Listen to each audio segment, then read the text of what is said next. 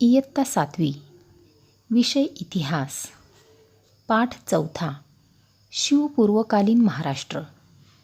या पाठातील आपण मागील भागामध्ये गाव, कसबा तसेच परगणा याविषयी माहिती अभ्यासलेली आहे. आज आपण त्यापुढील भाग पाहूयात. विद्यार्थी मित्रांनो, जेव्हा महाराष्ट्रामध्ये 1630 साली मोठा दुष्काळ पडलेला होता, त्यावेळेला लोक देशोधडीला लागलेले होते. त्यांचे जीवन उद्ध्वस्त झालेले होते आणि अशा उद्ध्वस्त झालेल्या लोकजीवनाची घडी बसवणे हे एक मोठे आव्हान होते. अशातच वारकरी पंथाने खूप मोठे मोलाचे कार्य केलेले आहे पहा. त्या काळी समाज अंधश्रद्धा आणि कर्मकांड यांच्या आहारी गेलेला होता. दैववादाच्या आहारी गेलेले लोक होते. घरावर कोणतेही संकट आले किंवा घरात कोणी आजारी पडले किंवा इतर कोणत्याही कारणामागे लोक अंधश्रद्धा पाहत होते. प्रत्येक गोष्टीच्या मागे काहीतरी अंधश्रद्धा असते यावर त्यांचा विश्वास होता. कर्मकांडाचा त्यांच्यावर जबरदस्त पगडा होता. कोणत्याही गोष्टीसाठी प्रयत्न करणे ते मागे होते.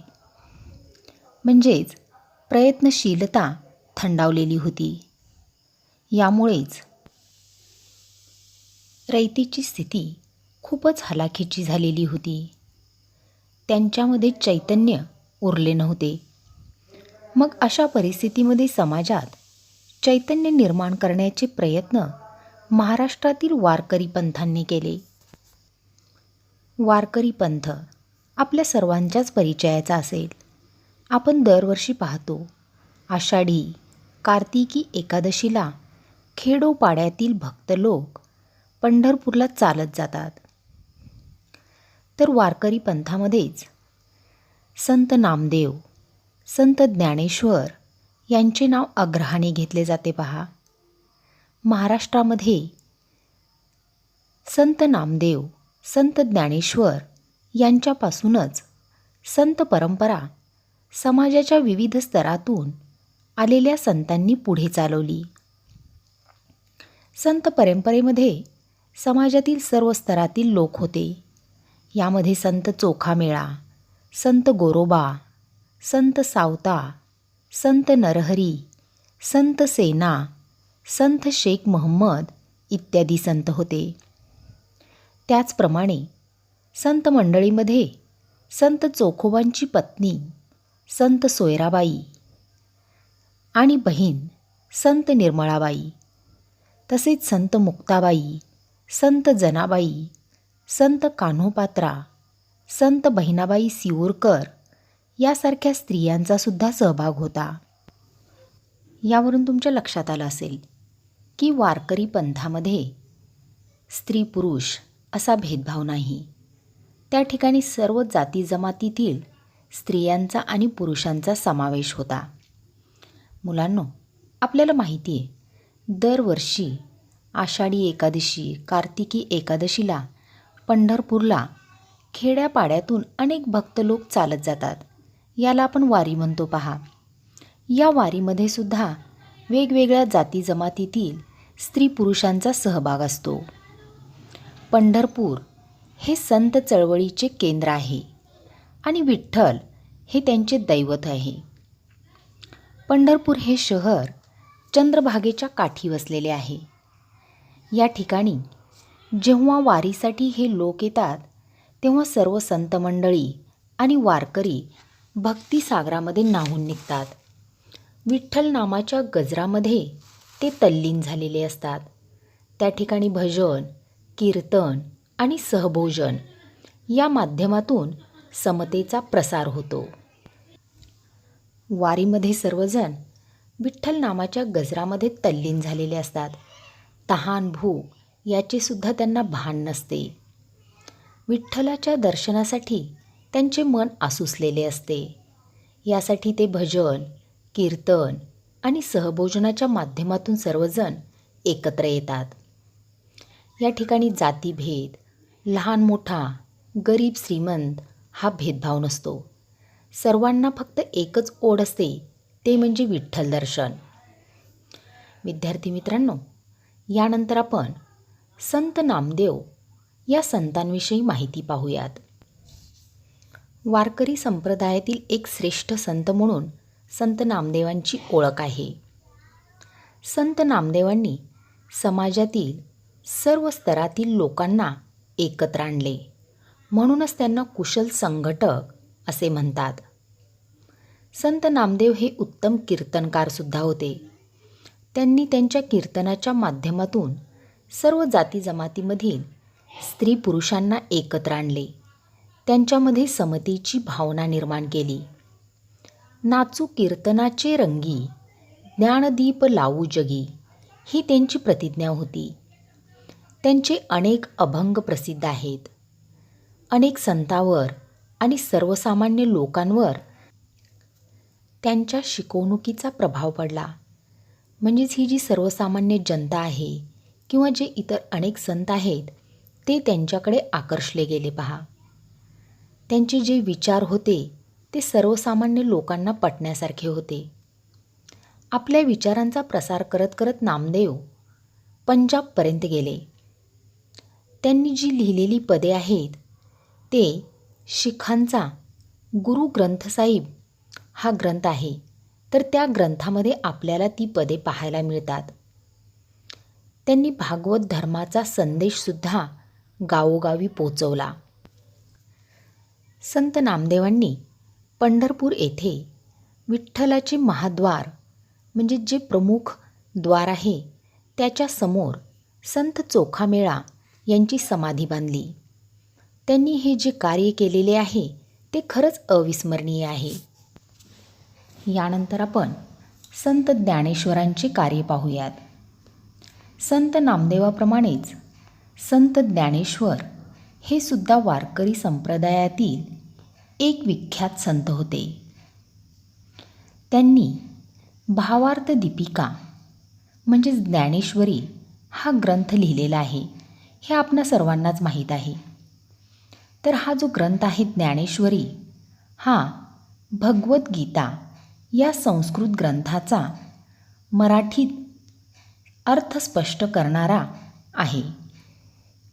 तसेच त्यांनी अमृतानुभव या ग्रंथाची सुद्धा रचना केलेली आहे.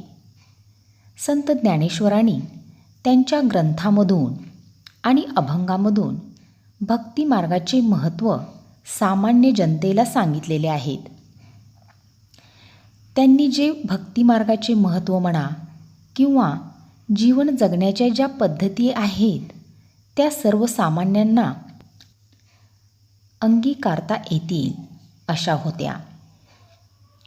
वारकरी संप्रदायाला धर्माची प्रतिष्ठा त्यांनीच मिळवून दिली. अतिशय प्रतिकूल परिस्थितीमध्ये त्यांनी जीवन जगलेले आहे. असे असूनसुद्धा त्यांनी त्यांच्या मनाचे संतुलन कधीसुद्धा ढळू दिले नाही. विद्यार्थी मित्रांनो, आपणा सर्वांना संत ज्ञानेश्वराची थोडीफार माहिती असेल. पहा, आपण बरीचशी पुस्तके वाचलेली आहेत. त्याचप्रमाणे पिक्चरमध्ये सुद्धा आपण पाहिलेलं आहे. पहा, तर संत ज्ञानेश्वर यांच्या घरची परिस्थिती खूप प्रतिकूल होती.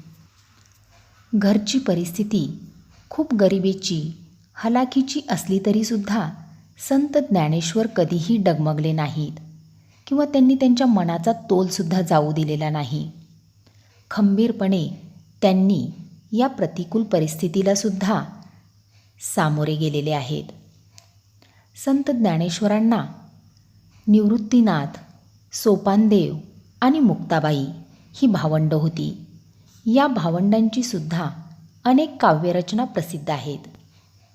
आपण दररोज शाळेमध्ये जे पसायदान म्हणतो ते पसायदान संत ज्ञानेश्वरांनी लिहिलेले आहे. तर शाळेमध्ये पसायदान म्हणण्याचा उद्देश काय आहे पहा, तर शाळेतील विद्यार्थ्यावर लहानपणापासूनच उत्तम संस्कार व्हावे हा त्यामागचा उद्देश आहे. यानंतर आपण संत एकनाथांचे कार्य पाहूयात. संत एकनाथ हे सुद्धा वारकरी संप्रदायातील एक महान संत आहेत. महाराष्ट्राच्या भक्ती चळवळीतील ते संत म्हणून ओळखले जातात. त्यांनी वेगवेगळ्या प्रकारचे साहित्य लिहिलेले आहे. त्यामध्ये अभंग येतात, गवळणी, भारुडे इत्यादींचा समावेश होतो. त्यांनी भागवत धर्माची मांडणी सोपी आणि सविस्तर केलेली आहे. त्यामुळेच त्यामधील विचार हे सर्वसामान्य जनतेला समजण्यासारखे आहेत. रामकथेच्या निमित्ताने त्यांनी भावार्थ रामायणामध्ये लोकजीवनाची चित्र रेखाटलेले आहे. म्हणजे लोकजीवनाच्या व्यथा, समस्या याविषयी सविस्तर माहिती आपल्याला भावार्थ रामायणामधून पाहायला मिळते. भागवत या संस्कृत ग्रंथाच्या भक्तिविषयक भागाचा त्यांनी मराठीमध्ये अर्थ समजावून सांगितलेला आहे. त्यांना अभंग हा विषय खूप जिव्हाळ्याचा वाटत होता. अभंगाच्या माध्यमातून त्यांनी जनजागृती करण्याचे महान कार्य केलेले आहे. परमार्थ प्राप्तीसाठी प्रपंच सोडण्याची आवश्यकता नाही, हे त्यांनी स्वतःच्या आचरणाने म्हणजेच वागण्याने दाखवून दिलेले आहे. खऱ्या अर्थाने ते एक लोकशिक्षक होते. त्यांनी आपली मराठी भाषा ही कोणत्याही भाषेपेक्षा कमी नाही हे समाजाला दाखवून दिले. संस्कृत वाणी देवे केली, तरी प्राकृत काय चोरापासूनी झाली, असे त्यांनी संस्कृत पंडितांना ठणकावून विचारलेले आहे. इतर धर्माचा तिरस्कार करणाऱ्यावर त्यांनी कडक टीका केली. यानंतर आपण वारकरी संप्रदायातील आणखीन एक महान संत, संत तुकारामांचे कार्य पाहूयात. संत तुकाराम हे पुण्याजवळील देहू गावचे राहणारे होते. त्यांनीसुद्धा अनेक अभंगरचना केलेल्या आहेत, अनेक अभंग लिहिलेले आहेत. या अभंगातून प्रसन्न आणि प्रासादिक असा अनुभव सर्वसामान्य जनतेला आलेला आहे. त्यांच्या अभंगांना श्रेष्ठ कवित्वाची उंची लाभलेली आहे. गाथा ही संत तुकारामांची मराठी भाषेतील एक अमोल ठेवा आहे.